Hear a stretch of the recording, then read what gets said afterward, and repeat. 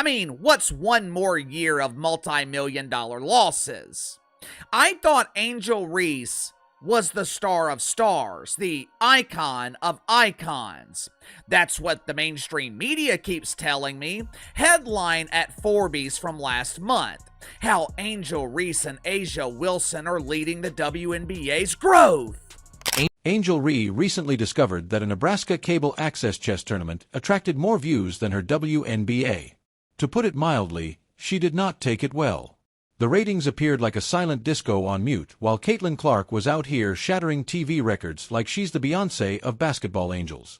What took place? Why did all of America switch the channel? Hold on tight, for this isn't just a failure. It's an amazing slow-motion crash that is worthy of popcorn. Let's get started.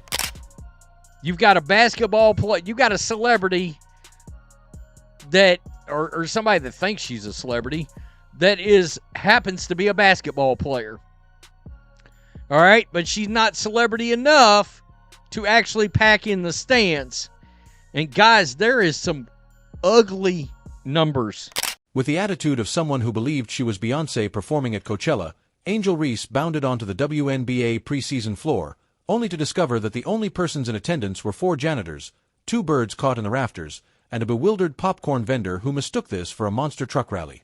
On national television, Reese somehow managed to blend in with the background in a world where eyes are everything.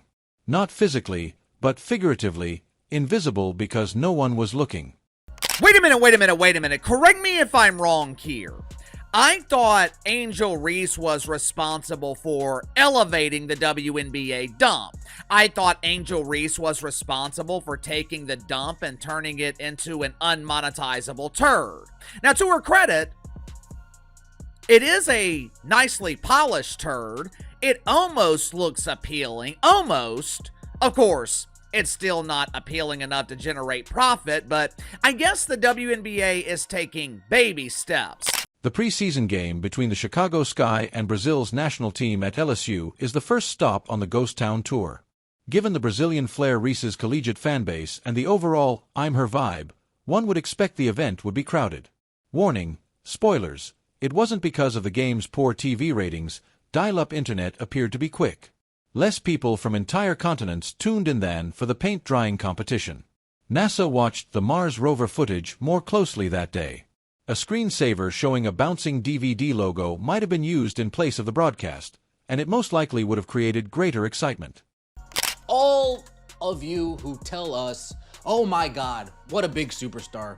Oh my God, transcendent. Oh my goodness, generational. Oh my goodness, so on and so forth. You guys do all the talking, all the yapping. Twitter fingers turn to can't even show up and buy ticket fingers. In the second game of the Chicago Sky versus Minnesota Lynx preseason, this was meant to be Reese's redemption story. Now, look at me. Instead, it said, look at me, please. During warm-ups, a few pigeons soared overhead before departing because they found it to be too dull. Reese anticipated confetti and explosions. Even the scoreboard was boring, as she heard crickets chirping and a bored blogger live tweeting from a Wendy's. Look, one of the biggest stories to come out of this game is you're playing one of the considered to be top 4 teams in the league, the Minnesota Lynx, and nobody showed up to watch this game. All right? Again, 5 million Instagram followers do not equate to basketball fans. At one moment, it seemed like a scene from a horror film as the camera moved across the stands. The echoes of endless rows of vacant seats like a deserted ghost town. Somewhere in a basement, a network executive silently started searching how to fake your own death on Google while gazing at the Nielsen data. However, Ree didn't handle it well. Oh no, she didn't simply dismiss it with dignity and modesty. She lost her mind. The hatred is not fueled into greatness by Michael Jordan. Nuts. More akin to a villain on reality TV in a 3-part reunion show. Nuts, there were cryptic emoticons, passive-aggressive posts, and enough attitude to fuel a whole season of Real Housewives. So I think it's time to finally, end the argument. End the argument that there is any sort of, other needle mover that is even remotely close to Caitlin Clark in the WNBA. And again, the reason why we've got Hailey Van Lith up is because it was Hailey Van Lith's return as well as Angel Reese's return. The irony. Even though she was statistically sound, held her ground, and had a couple moments that would have made a good ESPN reel on a quiet news day, no one seemed to care. Not because she didn't perform, but rather because when the cameras aren't filming and the focus is on someone more attractive, performance is irrelevant. Greetings from the era of 4K highlight reels and viral moments, where content is nothing without spectacle. No one is around to witness Angel Reese stop a shot in the jungle. Does it emit a sound? No. Not even a whisper. There's only a low, dismal thud as her PR crew as a whole passes out from fatigue. They are frantically attempting to turn this into something redeemable with their overworked laptops still open in Twitter tabs. There was no light on the internet. Not many headlines stood out. The audience, because the game isn't as important these days. It has to do with the GIF. Additionally, you might as well have remained on the bench if your hustling doesn't result in meme weather magic in real time. The worst type of irrelevance in the digital age is being invisible, especially when you're performing your job effectively. Y'all talk a real big game. Y'all talk a real big game. Y'all tell us just how amazing Angel Reese is. Y'all tell us how y'all ride or die with Angel Reese. And you know what? This ain't on Angel Reese. This isn't even about Angel Reese. It's about y'all. In the meantime, Caitlin Clark was destroying the sports world like she had just learned how to slam from the three-point line in a parallel universe where people actually watch women's basketball. Records were broken at the Indiana Fever's exhibition game because Caitlin didn't just show up, she went all out. Her performance drew more than simply attention. It essentially took over televisions. NBA executives, housewives, plumbers, and those who believed the WNBA was a Wi-Fi password, they all paid attention. When Clark brought the juice, people arrived in droves. It was electric energy. She was the equivalent of a popular meme in the sports world, but instead of only receiving likes, she was dropping threes as if it were her job. Spoiler alert. However, poor Angel Reese, with all the excitement of a damp sock, her big moment came and went. Nobody appeared to give a damn. Although she did have a brief outburst of trash talk, it was more akin to a faint echo of Caitlin's full-throated performance. As Clark dunked symbolic basketballs from Mars, Reese continued to try to figure out how to prevent her sneakers from making an excessive noise on the hardwood floor. Discuss a lost opportunity.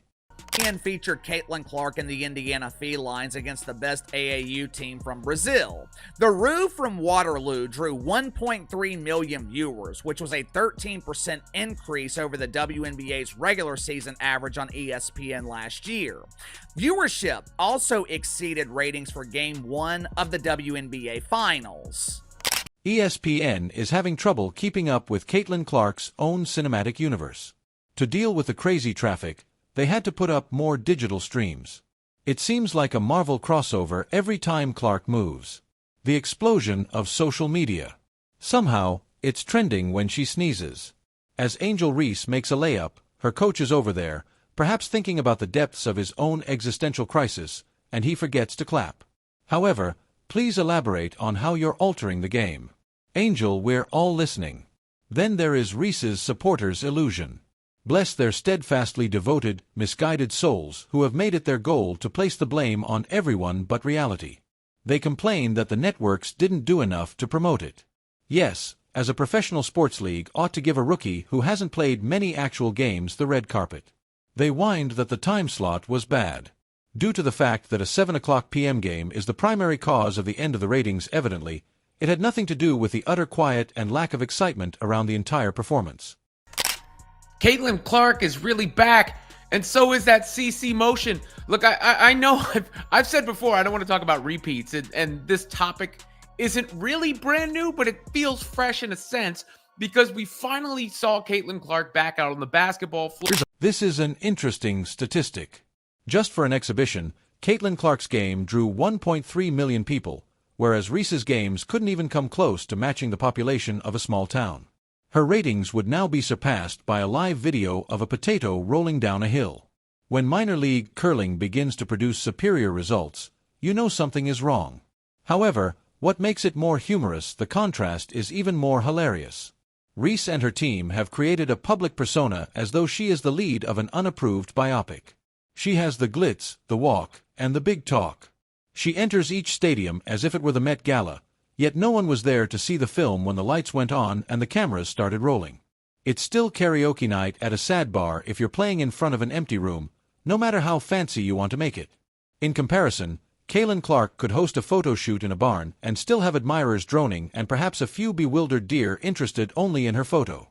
The Fever created a cultural moment in addition to breaking ratings. She is spearheading a movement in addition to playing.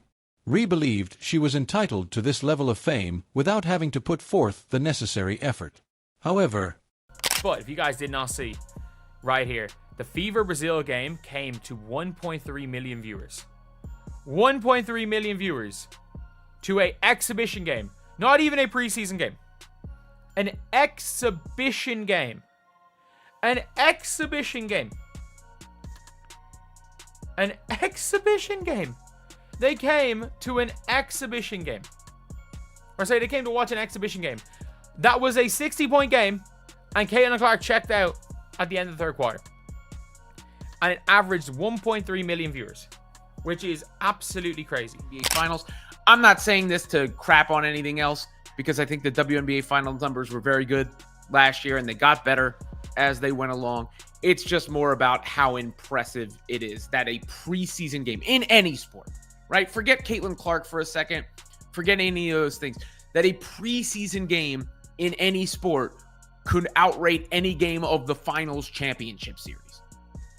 And the context on the NBA preseason games, the last NBA preseason games to do so, both to outrate that game, both involved LeBron James, and one was his first game with the Lakers. The other one, the one in 2017 there, as you can see from this Rebecca Lobo tweet, barely outrated this. And there's the graphic from ESPN as they share it. Average of 1.3 million viewers, a peak of 1.6 million viewers. That's up 13% from the regular season last year. oh, the Shadow Reese's response to everything was neither a quiet moment of introspection nor a polite retreat for some much-needed contemplation. No, it was the traditional deflection tactic of using schedule conflicts as a full-fledged justification. Inadequate broadcasters, the climate mercury, and retrograde everything except the product itself. Please don't let the basketball be the problem. However, let's take a moment to be realistic. It is not the media's responsibility if you have built your entire brand on excitement and no one attends the party you promised them. You are the one who raised the stakes and, shockingly, failed to live up to them.